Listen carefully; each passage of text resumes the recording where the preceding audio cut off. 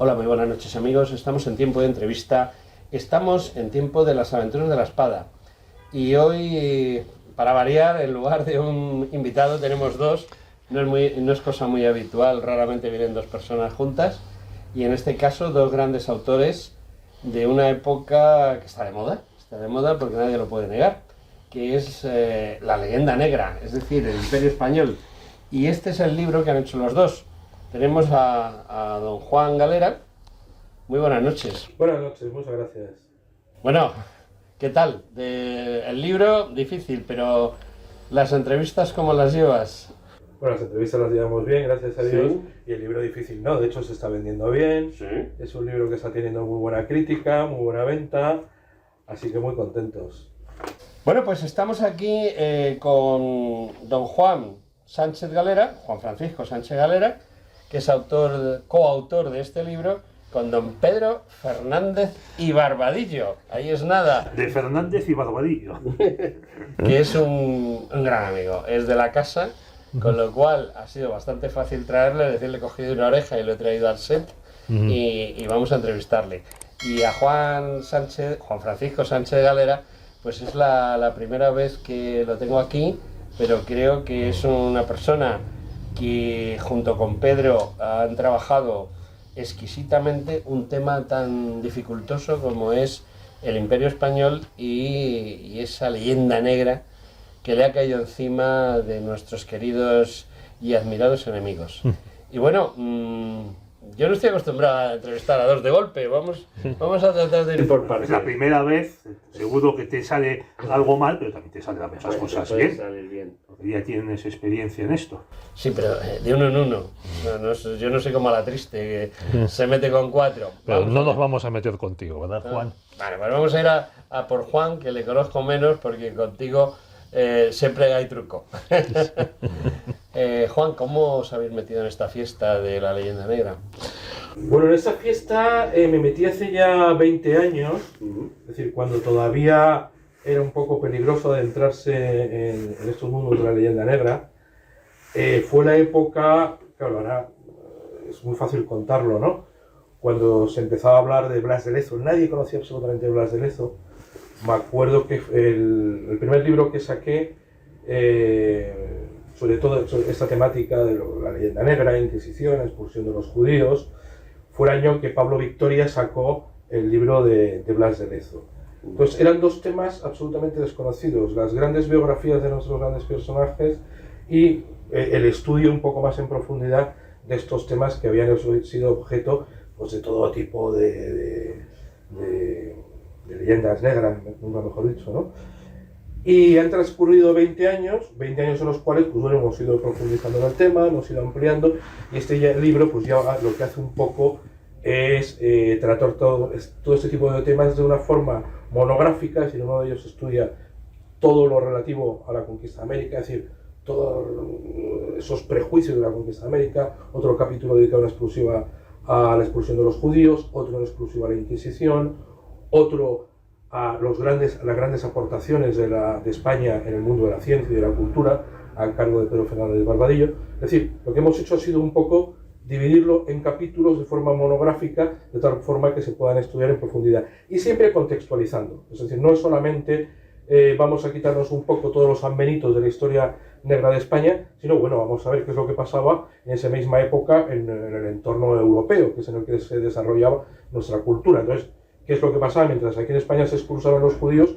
¿Qué pasaba en el resto de Europa? Entonces, pues bueno, pues es que en el resto de Europa se expulsaron también, pero en mucho peor condiciones, exactamente igual que con la Inquisición. En España hubo Inquisición, en el resto de Europa también, pero mucho más bárbara y cruel, ¿no? Entonces el libro lo que hace es separar en temas, es decir, lo que es la leyenda negra, separarla en temas y profundizar contextualizando con qué es lo que pasaba en el resto del mundo. Bueno, hay un tópico en el que sí tenemos que confirmar que es verdad, que es que los españoles llegamos a las modas europeas tarde y mal, que el caso, por ejemplo, la expulsión de los judíos, porque los españoles del siglo XV fueron prácticamente los últimos en expulsar a los judíos que vivían entre ellos en Europa, porque mucho antes lo hicieron los ingleses, lo hicieron los franceses, austríacos, alemanes. Eso es. Eso es una de las cosas que ya se ha olvidado, como, no solo como lo de Blas de Lezo. Claro, tú le dices a un europeo, a un francés, dice, no, es que vuestros monarcas también expulsaron a los judíos y antes que los reyes católicos, y te dirá sacre bleu, ¿es posible? Porque efectivamente ya este tipo de asuntos pues ya se han cubierto y se tratan, o sea, solo hay unos malos oficiales en la historia europea, que son los españoles.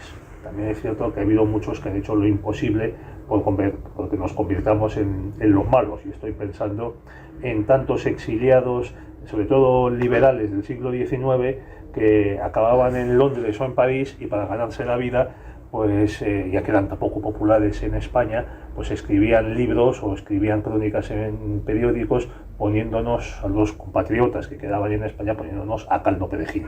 Sí, pero bueno, eso ha sido de todas las épocas, porque ya uno de los secretarios de Felipe II, Antonio Pérez. Esa moda, ¿no? Bueno, pero Antonio Pérez, a fin de cuentas, era un hombre absolutamente desprestigiado, que vivía a sueldo de Isabel I de Inglaterra, pero vamos a ver, en ese momento España estaba en la cima de su poderío como imperio. Lo que dijese este señor pues no dejaba de ser pues un ladrido más de ese grupo de perros que trataba de morder al corcel español. Lo malo es que cuando España empieza a decaer en el siglo XIX, la leyenda negra incluso, muta y se recrudece, sobre todo por parte de las élites criollas que se han hecho con el poder en las repúblicas hispanoamericanas y necesitan legitimarse, diciendo, como dijo Evo Morales en su momento, nosotros que hemos luchado contra todos los imperios, hasta el imperio romano. Bueno. Claro, chico, ya puestos a combatir, pues combates hasta Julio César. Sí, sí. Y al imperio persa y a quien caiga, ¿no? Y a Hombre, no, los iraníes no, porque ya sabes que... Sí, se llevan bien. Eso, se llevan bien. Y claro, en el siglo XIX, pues hay otro tipo de leyenda negra adornada con caracteres moriscos y con las mujeres con el traje de flamenca y la faca en la pierna. Y lo peor de todo es que esa leyenda negra es la que se mastica y la que se digiere a lo largo del siglo XIX y del siglo XX. O sea, vamos a ver, no es tan importante si la Armada Invencible era o no invencible. No, lo malo es que todos estos autores que nosotros estudiamos en el colegio y que creo que siguen estudiando nuestros hijos, por los del 98, la generación de Azaña, de Ortega y Gasset, todo eso se lo creyeron. Y entonces de ahí vienen gran parte de las desgracias que tenemos ahora, de que España es el único país que se ha creído su leyenda negra y cree que de verdad los españoles que el mundo estaría mucho mejor si los españoles no hubieran existido. Bueno, no creo yo que estaría mucho mejor. Porque... No, es verdad que no, pero mucha gente lo cree. Sí. Bueno, se ha dado, gracias a Dios, un vuelco en la situación. Y este libro yo creo que tiene dos características. Una, que no está bien que la diga yo, que es un libro más, si podemos decir que es un libro más de los muchísimos libros que hoy día inundan nuestras librerías. Libros, sobre todo, por ejemplo, Marcelo Gullo es uno de esos punteros que ha salido y que ha triunfado. Ha estado sentado aquí en este mismo set, hemos estado hablando de su libro y bueno, pues es una obra de toda una vida también, pero es una visión muy desde Argentina. Sí, pero en todo caso... La visión es más importante que sea desde la propia península también. En todo... Y desde allí también es... Yo creo que es muy importante que los propios hispanoamericanos se reclamen defensores de la verdad histórica. Por ejemplo, Juana ha citado a Pablo Victoria, porque esto lo dice Marcelo Gullo. O sea, el indigenismo o la hispanofobia son mecanismos de dominio de las oligarquías locales y de las potencias extranjeras sobre los pueblos hispanoamericanos. Bueno, no sé si habéis visto, refrendando lo que decís, yo he colgado en mi página en la que se llama Las Aventuras de Decisión Radio, pero que es una página mía en YouTube, y no es por colgarme ninguna flor, porque en realidad la flor hay que colgársela al protagonista que aparece en el vídeo. Yo he hecho el vídeo, pero no soy el protagonista. El protagonista es Alfonso Borrego.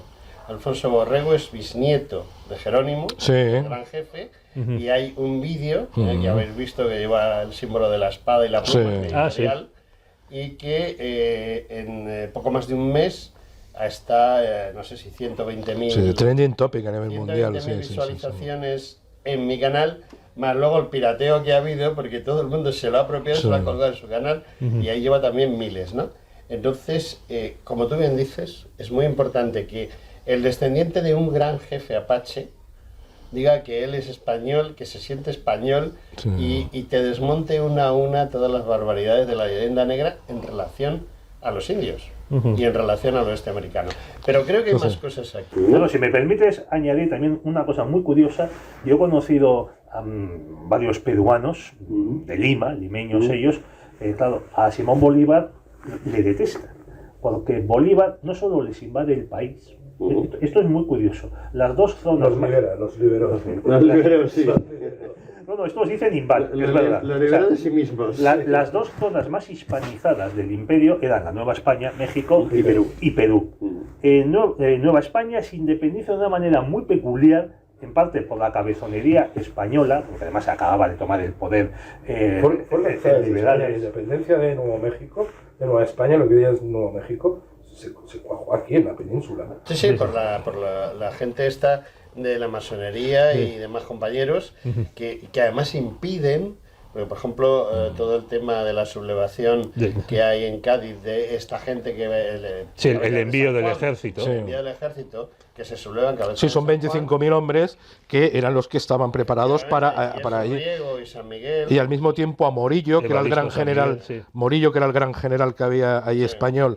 Que hasta entonces tenía a raya a Bolívar, cogen y dicen que se vuelva a la península. Sí, porque si no hubiera sido inviable. Es decir. Bueno, indiscutiblemente la masonería está detrás de todo eso. Te quería hacer un comentario sobre San Miguel que tú no sabes. A ver, dímelo. San Miguel era un pelota inconfeso, porque el himno de Riego, que Riego lo odiaba profundamente, el himno de Riego. Bueno, algo bueno tenía ese señor. ¿Tú sabes quién hizo la letra del himno? Pues Evaristo San Miguel. Evaristo San Miguel.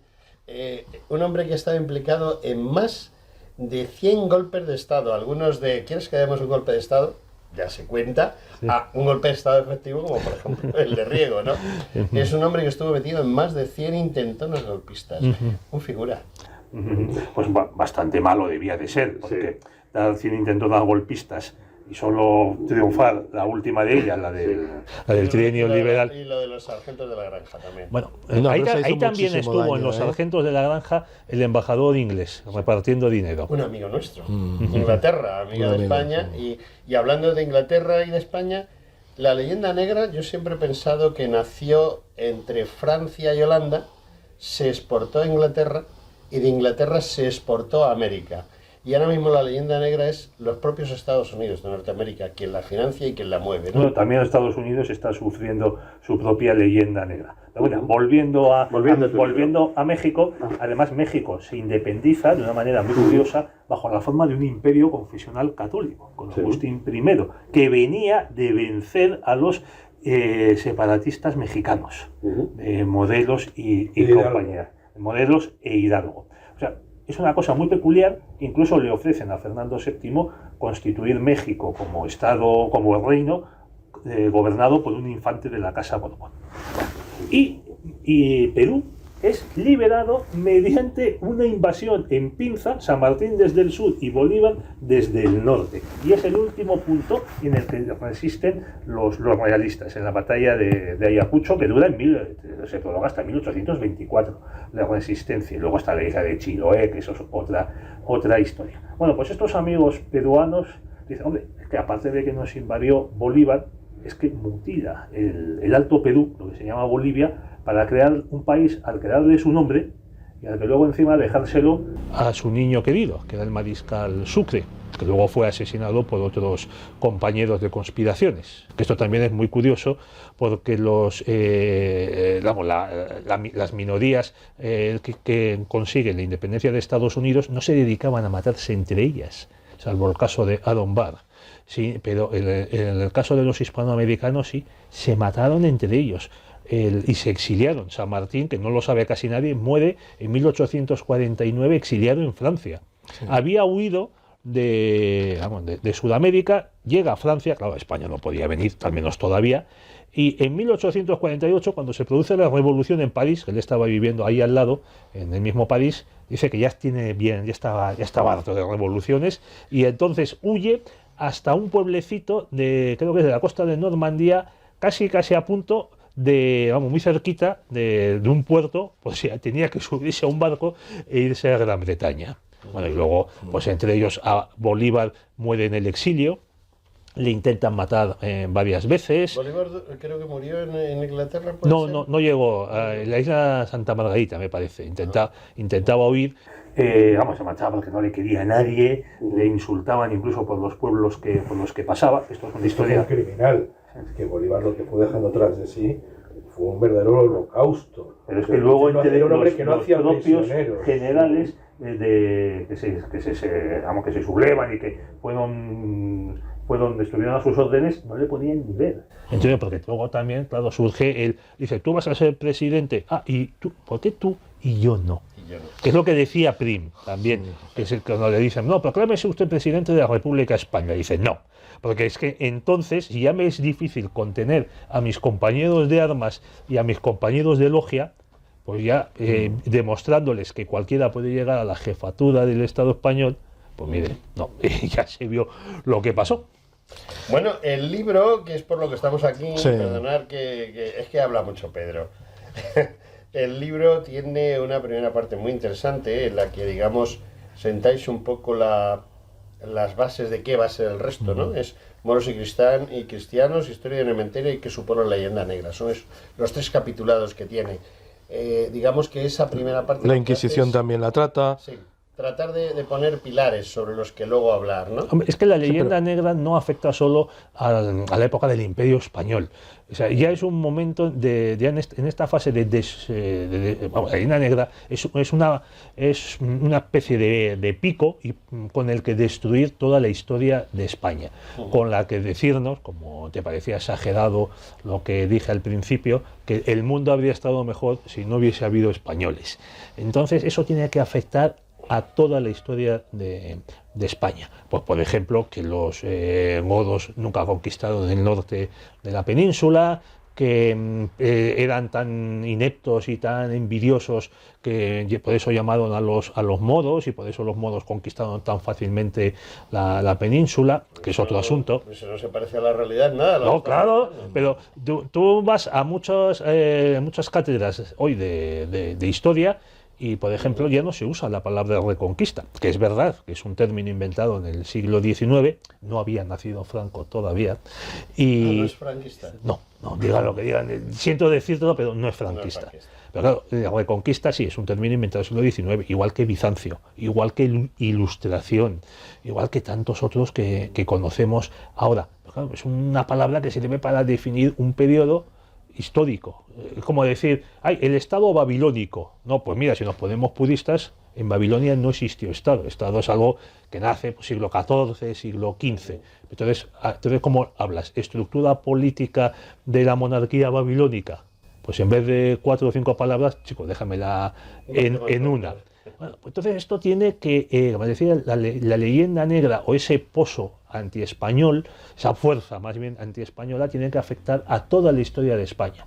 Pues eso, que los musulmanes construyeron un Al-Ándalus maravilloso, integrador, tolerante, donde la gente se lavaba todos los días, no como los sucios castellanos, leoneses, aragoneses, que no veían el agua más que cuando llovía y les pillaba fuera de casa, donde se maltrataba a las mujeres, donde se maltrataba a las minorías, a los judíos, a los francos, y eso se prosigue, por supuesto, con toda la época del Imperio Español y llega hasta ahora, cuando nos presentan una España pues caínita, que cae en la guerra civil del 36, que se queda atrasada. Yo estoy harto de leer cosas que te dicen, no, hay que ver, es que hubo racionamiento en España hasta el año 52. Y dices, sí, claro, y en Francia hasta el 49, y en Gran Bretaña hasta el 56, y en, no digamos, los países del este de Europa.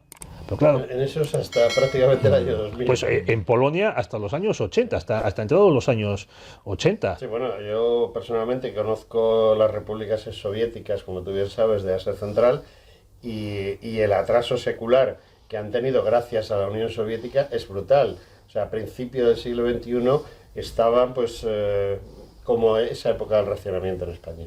O sea, verdaderamente estaba todo por pintar porque no había dinero para comprar pintura y para comerlo justito.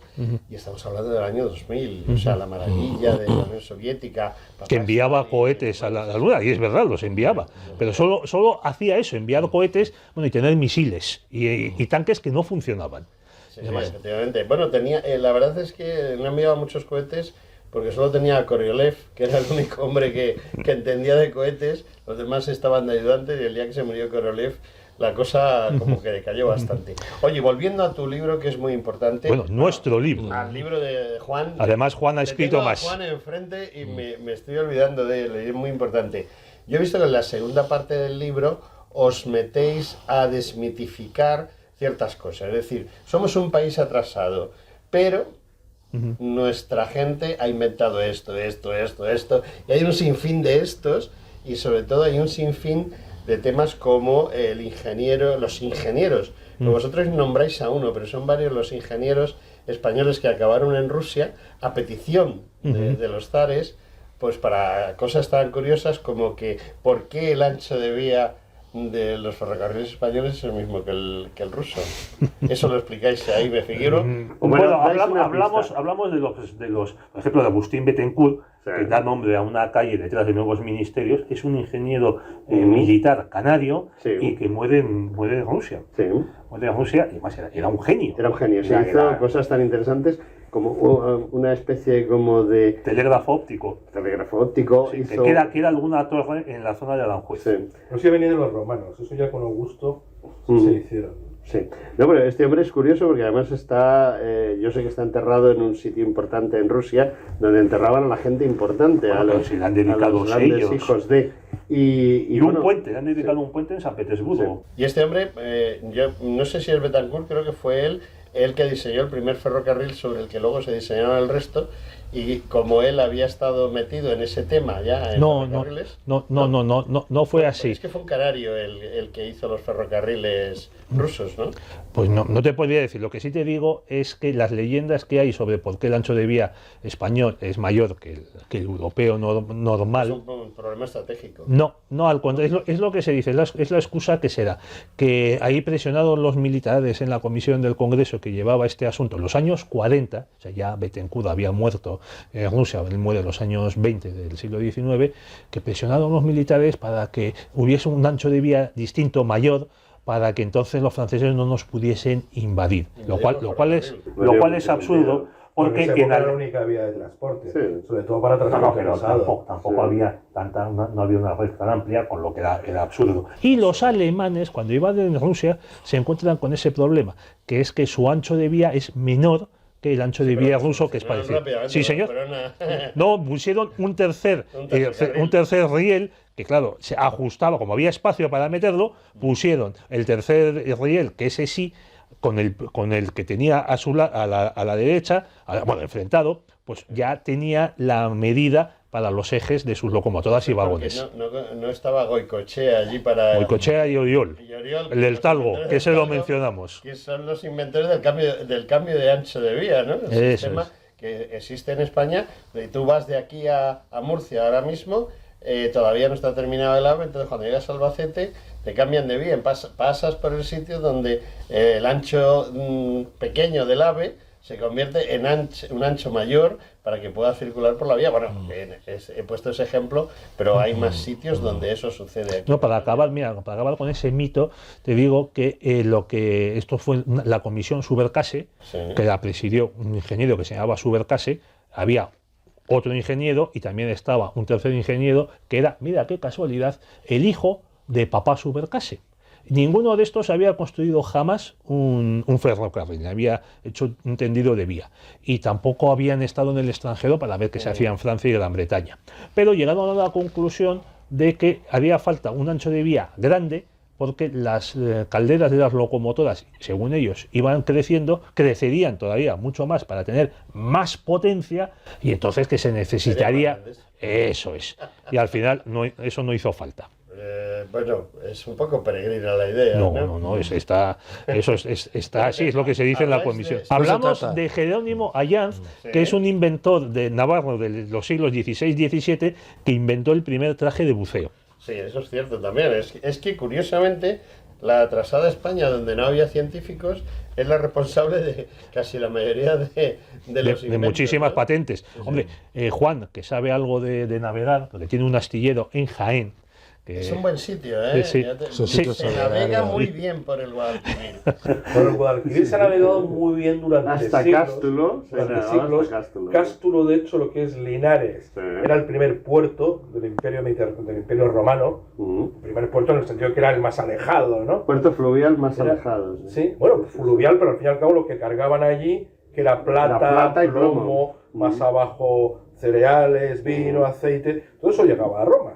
Era un puerto que estaba conectado directamente con Roma. Bueno, yo no lo sabía antes de empezar la entrevista, pero nuestro invitado, Juan Francisco, es de Linares, y Linares está al lado de Cástulo, que es la población... Bueno, Cástulo está dentro del término municipal de Linares, o Linares está al lado de Cástulo, el Cástulo es anterior. Es donde nació Imilce. Imilce, efectivamente, la esposa de Aníbal. Y donde Aníbal recluta gran parte de las tropas con las que atraviesa... Los de Linares fuimos los que nos plantamos ahí en Roma. Importantísimo. Claro. Resumiendo un poco para que el público nos entienda. Y luego los de mi pueblo fuimos los que atravesamos los Alpes y llevamos a Aníbal allí a conquistar Roma. 3 grandes batallas se produjeron cerca de Linares. La propia batalla que se produce entre Mengíbar y Bailén, más cerca de Bailén, entre las tropas de Escipión y las del hermano pequeño de Aníbal, luego la propia batalla de Bailén y luego la batalla de Arquillos, también de la guerra contra los franceses, que fue la de Bailén al revés, por eso no se habla tanto de ella. Y oye, bueno, seamos franceses e ingleses, no hablemos de nuestras derrotas, hablemos de nuestras victorias. Bueno, tú sabes que los tres, esa especie de mantelete que se lleva en el cuello los marineros, lleva 3 rayas por las 3 grandes derrotas de la Armada Española frente a la inglesa, curiosamente, ¿sabes?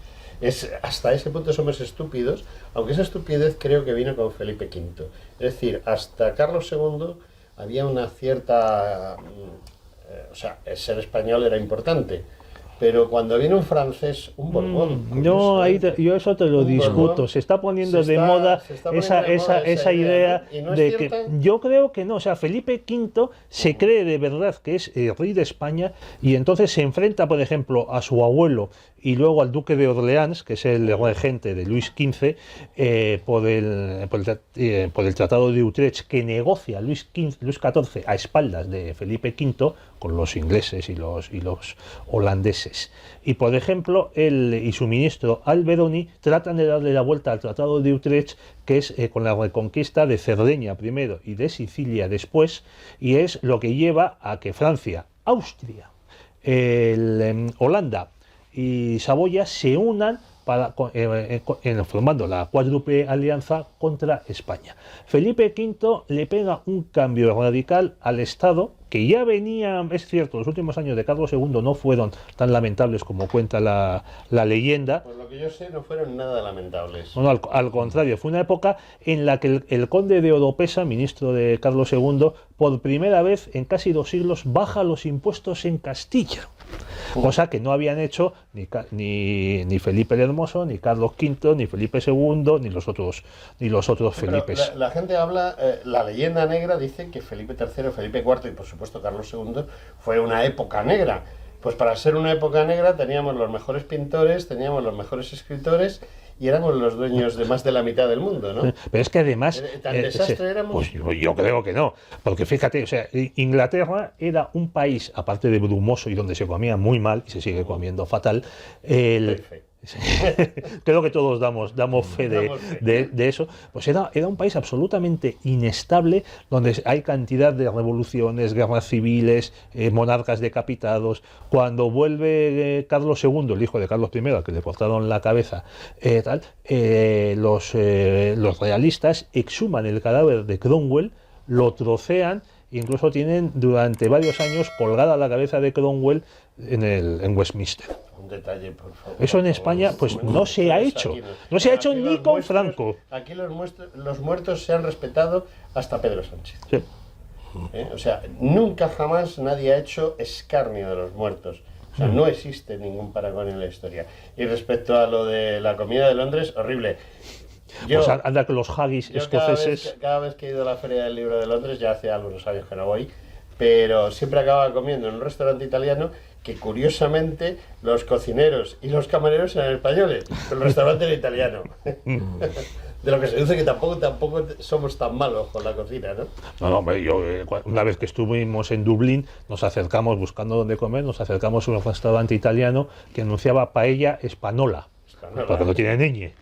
Y digo, mira, aquí no, porque como te traigan una paella española en un restaurante italiano en Irlanda y tal, pues probablemente o acabes llorando o acabes teniendo una pelotera con el camarero. Pues mira, eso es este es el capítulo que yo aporto al libro, que es el de la ciencia, los científicos, los inventores españoles. Y eso es otra parte de la leyenda negra que queremos desmontar, que los españoles solo han valido y valemos pues, para ser muy brutos, para ser unos individuos de cuchillo y pistola, para conquistar, destripar, saquear y robar. Brutos y sanguinarios. Dice, pues no señor, para conquistar un imperio, expandirse por todo el mundo, dar la vuelta al circunnavegar el planeta entero, y luego pues para sacar la plata de Potosí y de Zacatecas en México, acuñar los reales de A8, llevarlos a China, que te los compren te los cojan los chinos solo querían plata, y además y esa plata circule por todo el mundo y se convierta en la primera moneda internacional, la primera divisa aceptada, mucho antes que la libra esterlina. 250 años. Efectivamente, y todavía quedaban pesos españoles a finales del siglo XIX dando vueltas por el Pacífico, por China, incluso por Estados Unidos. En Estados Unidos dejan de usar la plata española y luego mexicana gracias a que descubren las minas de oro en California. Bueno, pues para hacer todo eso no lo puedes hacer con unos tíos muy brutotes que solo sirvan para dar palos. Necesitas navegantes, necesitas ingenieros, necesitas matemáticos, necesitas científicos, necesitas hasta contables. Necesitas gente que pueda hacer planes a largo plazo, toda la logística. Fíjate tú que sabes por razón de tu profesión lo que es la logística, para tener las flotas de indias que cruzaban el Atlántico 2 veces al año y que no se perdieron ninguna, hasta la primera que se pierde es en 1628, oye, con los piratas franceses, con los piratas ingleses, con los holandeses acechando, chico, y los árabes, también había piratería árabe, que de eso no se habla. En el Mediterráneo había una piratería muy seria, no, pero es que aparte de la del Atlántico, pero nuestro gran problema eran los piratas de Argelia y de Túnez, ¿no? Que los aniquila Carlos III. Gracias a Antonio Barceló, que era además un almirante mallorquín, que era civil, y Carlos III lo nombró almirante de la Armada, lo cual molestó mucho a esos almirantes, ya sabemos, de lo importante es la carrera militar y el uniforme. Y usted ¿quién es su padre? Y este como era un... Sí, no se llamaba Moreno de apellido, sabrá, es un apellido típico en la Armada, responsable del desastre de Menorca. Bueno, es un tema que tú y yo tenemos que hablar algún día sobre esa circunstancia del 6 de enero, que es más falsa que el alma Judas, que nosotros no recuperamos un 6 de enero la isla. No, nos la dieron los franceses. Bueno, y compramos voluntades también. Bueno, pero oye, ese es el método que usan los ingleses.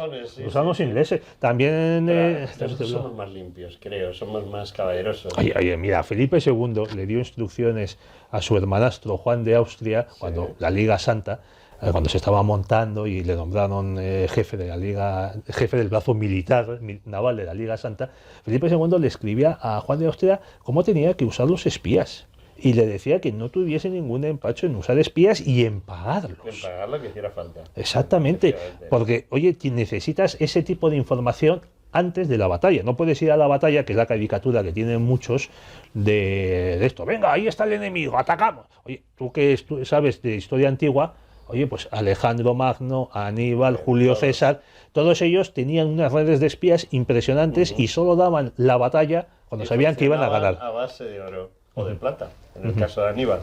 Bueno, tenemos a Juan Francisco ahí arrinconado, no le hacemos mucho caso. Juan Francisco... Me falta que hace, ¿eh? Tampoco te agobies. Yo estoy aquí de espectador encantado, podéis seguir. Me voy a meter contigo un poco.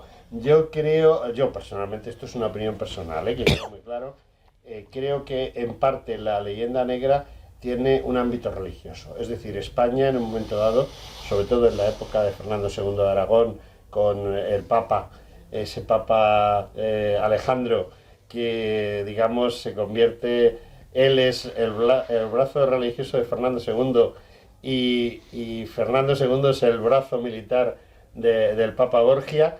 El tema está en que quizá es el enfrentamiento que existe, sobre todo en la época de Carlos V, que nos da la reforma y la contrarreforma, lo que pone en marcha más la leyenda negra, porque yo entiendo que quizá la leyenda negra, si no hubiese habido un problema religioso como es la reforma y la contrarreforma, a lo mejor hubiese sido más floja, o es quizá lo que ha hecho que la leyenda negra también crezca como la espuma. Bueno, eso. A ver, Juan, te toca. Yo creo que la leyenda negra en el aspecto religioso no viene de aquel entonces. Es decir, evidentemente en el siglo XVI, XVII, España no solamente es la gran potencia, sino es el brazo armado de la fe, es quien lleva la contrarreforma. Yo, para estudiar la leyenda negra, en vez de retroceder un montón de siglos, que creo que es lo que hemos estado haciendo, y a lo mejor la gente quería que sintetizáramos un poco más, me iría al presente. Es decir, normalmente el presente se estudia con la historia, pero tal y como están sucediendo los acontecimientos, tenemos que estudiar lo que ha pasado con el presente, porque es evidente que quieren cambiarlo, ¿no? Sí. Sí, por poner un ejemplo muy de actualidad, estamos ahora viendo, pues bueno, como el Congreso de los Diputados, que es la casa que representa a todos los españoles. Estamos hablando de cosas de ahora, no de Aníbal y eso con lo que nos hemos perdido un poco, ¿no? Estamos viendo cómo se va a hacer una comisión aplaudida por todo el mundo, por toda la sociedad civil, periodistas, políticos, para estudiar los casos de abusos a menores en la Iglesia. Y han nombrado a una persona que está acusado de hacer esos abusos para que lo dirija. Pero vamos, es decir, no nos liemos. Efectivamente, ¿no? Es decir, para empezar, no son competencias del Congreso, son competencias del Poder Judicial, porque en teoría hay una división de poderes. Como si el Congreso pues, se pone a decir, oye, pues bueno, vamos a estudiar la trayectoria de Venus. Pues mira, no nos gusta la trayectoria de Venus, pues porque es heteropatriarcal. Es tremendamente heteropatriarcal y no nos gusta, hay que cambiar la trayectoria orbital de Venus, ¿no? Pues un poco pasa lo mismo, ¿no? Y el Congreso no es quien para estudiar ese tema. Pero ya puestos, si fuese competente, ¿por qué en la Iglesia Católica? Sí, es evidente que hay muchos más abusos ya metidos en el aspecto religioso en el Islam. Sí, el propio profeta Mohamed, el profeta, dentro de su harén, tenía niñas de 7 años. Y todo buen musulmán tiene que imitar la vida del profeta. No estoy hablando de falsas leyendas negras, es parte de la sumna, de las creencias de todo buen musulmán, ¿no? Entonces, bueno, si vamos a estudiar los abusos a menores, pues oye, no nos podemos constreñir a la Iglesia Católica, nos tenemos que constreñir a todas las demás denominaciones religiosas, pero sobre todo a las causas primeras de ese tipo de abusos. Hace poco se ha hecho un estudio más o menos serio del abuso a menores, creo que es la Fundación ANAR, creo que es, no tiene nada que ver con la Iglesia, no tiene ninguna vinculación religiosa, absolutamente laica, no sospechosa de nada. Y por ejemplo vemos que los abusos a menores cometidos por sacerdotes son el 0,02%. No digo el 0,2%, sino el 0,02%. Para hacernos un poco una idea de lo que eso significa, hay otro dato que es que el 0,03% de los abusos, es decir, en mayor cuantía que los propios curas, ¿sabéis quiénes son? Las abuelas. Es un hecho, es decir, las abuelas abusan más de los niños que los curas. Conclusión, a lo que voy con todo esto. ¿Les importa verdaderamente los abusos de los niños o lo que les importa es atacar a la Iglesia Católica? Entonces, el tema es atacar a la Iglesia Católica. Es decir, porque ahora mismo, pues otra de las medidas, por seguir un poco la línea de actualidad, que se están tomando es prohibir que se rece en los centros abortorios. ¿Les preocupan las mujeres que están embarazadas? ¿Quieren darle una solución a esas mujeres que muchas de ellas... Entonces, al fin y al cabo lo que estamos viendo, es decir, no nos engañemos ya a estas alturas de la vida, de la política y de la edad, es un odio radical a la Iglesia Católica. ¿Qué es lo que pasa? Que la historia de España a lo largo de estos 20 siglos, y no nos constriñamos normalmente al siglo de oro, al imperio y tal, sino a lo largo de 20 siglos la historia de España es la demostración del éxito de la Iglesia Católica. Es decir, la Iglesia Católica lo que hace al fin y al cabo es dar una serie de dogmas, de ideas, de recomendaciones, eso está bien, eso está mal, pero son las personas y el conjunto de las personas como países las que lo llevan a cabo. Entonces, no hay en la historia ningún exponente de la talla de España que haya asimilado tan bien esa doctrina de la Iglesia y haya demostrado que lo que dice la Iglesia es bueno para el desarrollo de la humanidad. Entonces, tienes, en cuanto que España ha sido el brazo secular, por decirlo de alguna forma, de la Iglesia, pues es a quien hay que atacar. No se trata ya de algo de un siglo determinado, se trata de toda nuestra historia en general. Entonces, ¿qué le pasa con la Edad Media? Pues bueno, que en la Edad Media éramos unos intolerantes, sucios, como tú decías antes, que no nos lavábamos, unos marranos, que echábamos a los moros, que eran pues, la civilización por excelencia. Después llega la época del Imperio, entonces nos dedicábamos a matar indios. Después llega... Napoleón, llega el poder de Napoleón a hacernos más cultos. Y no nos dejamos nosotros, ¿no? Llega después la ciencia y nos cerramos a la ciencia. Oye, que es que la ciencia es algo que hemos inventado entre la Iglesia, entre los grandes curas de la Iglesia que han hecho las universidades, los colegios, el método científico, todo eso es invento de la Iglesia. Entonces, nos vamos a la genética. Algo tan actual y tan científico como la genética es un cura quien lo inventa. El Big Bang, la teoría del Big Bang, es otro cura quien la inventa. Bueno, y la botánica se llamaba la ciencia española, porque la inmensa mayoría de los grandes botánicos en los siglos XVI y XVII eran españoles y la mayor parte de ellos sacerdotes. El padre de la química moderna, es decir, nuestro mundo no existiría sin la química moderna, la química del carbono, del oxígeno. La química moderna es de Lavoisier, que se lo cargan, ¿por qué? Lo guillotinan porque era católico. Lo guillotinan en la Revolución Francesa en nombre de la libertad. Entonces, es un odio hacia la Iglesia. Dentro de ese odio hacia la Iglesia se tiene que personalizar en alguien, ¿no? Porque todos necesitamos visualizar.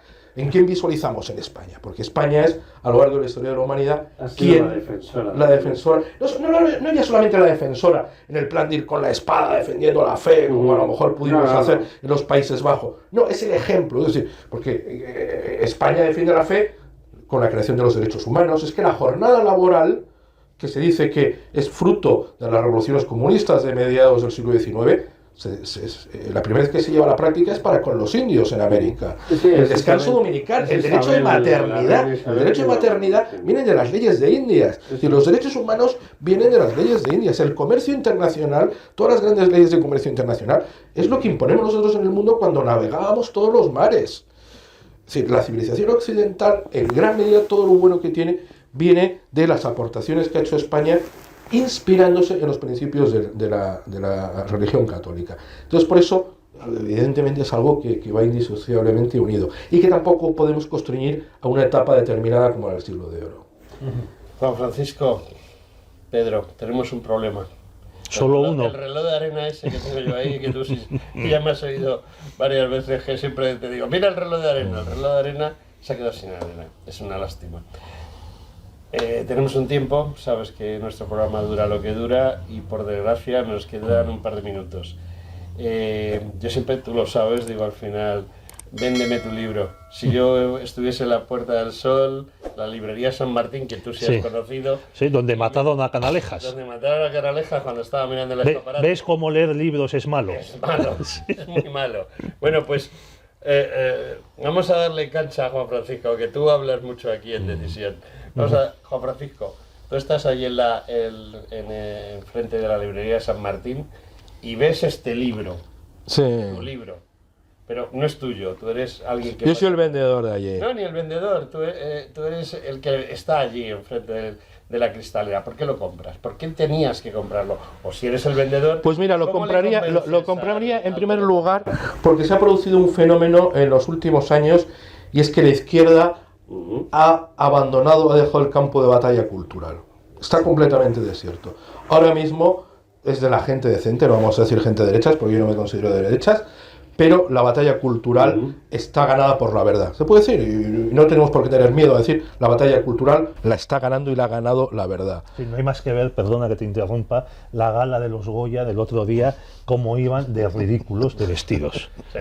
O sea, Bueno, sí. te das cuenta que simplemente con esos millones, cantidad ingente de millones que les han dado esos Bueno, millones. con el reloj de arena y todavía no ha vendido el libro. Sí, ¿vale? vende Así el libro que sí. y ya no hay arena. Pues, la batalla cultural es una batalla que se está decidiendo por la verdad en los últimos años.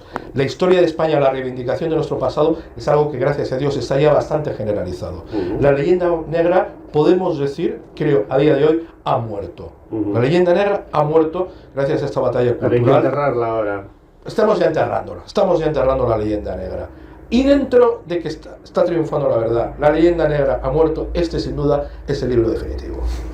Bueno, pues te lo voy a tener que comprar. Bueno, vamos allá. A mí esto me ha sabido a poco. Me ha sabido muy poco. Pues Sé que eso es que lo hemos hecho bien. tanto Pedro como Juan Francisco me habéis dejado con hambre de cultura y os emplazo a los dos, Muy bien. juntos o separados, junto o en compañía de otros, ¿no? Para que volváis. Me gustaría que volvieseis. Muchas gracias. Vamos a darle un poquito de cancha, que la gente compre el libro, que empiezan a mandarme mails con preguntas y estas cosas, que a mí me pasa, de vez en cuando la gente me... Oiga, y ha dicho usted que no sé qué, o el invitado ha dicho no sé cuántos. Os emplazo. ¿Admitís el emplazamiento? Por supuesto. ¿Vuelves? Juan el emplazado, como Juan, el rey Juan, este. el emplazado. A Pedro le da igual porque lo cojo aquí en el pasillo. Y bueno, genial, de verdad. Esta es una de esas alocuciones que mejor nos han quedado y que creo que es porque no hay nada como entrevistar a autores como vosotros dos. Muchas gracias. Bueno, para ser tu primera entrevista con dos invitados, ¿cómo ha salido? Bueno, no ha salido mal. Creo que ha Pues salido yo- bien. Y os vais. Bueno, amigos, hasta la semana que viene. No os olvidéis de nosotros.